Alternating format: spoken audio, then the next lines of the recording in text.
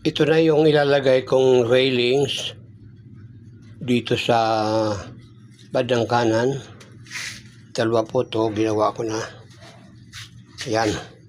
Ang hirap lang maglagay, talagang kailangan most power talaga ikaw.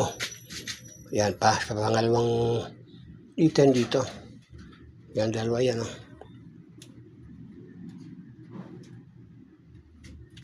Dito yung isang yon, dito yon ilalagay. Dito. I-welding na lang siya. Tapos ito namang isa, ito, dito naman siya. Dito siya ilalagay.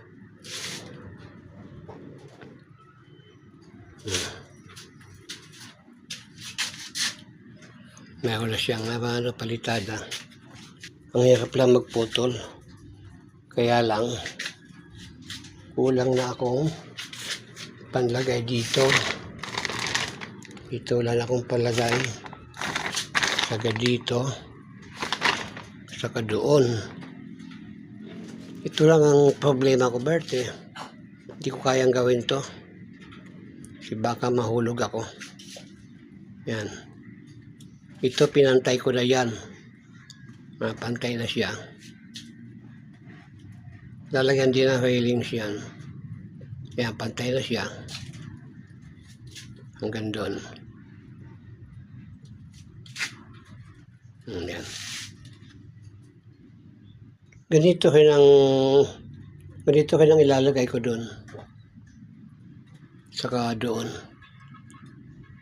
Doon sa open na yun. Lahat yan ganyan ang ilalagay ko para maganda. Ito bintana yan. Kasi kung kailangan ko pang materials na ganito. Mga dalawa.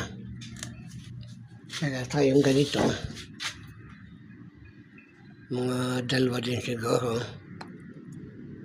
Saka yung ito. Siguro mga isa lang. Ang natitira ng halang sa akin. Ito na lang natitira sa akin. Oh. Yan. Yan natitira sa akin. Ang hirap lang magputol talaga. Saka ingat lang talaga.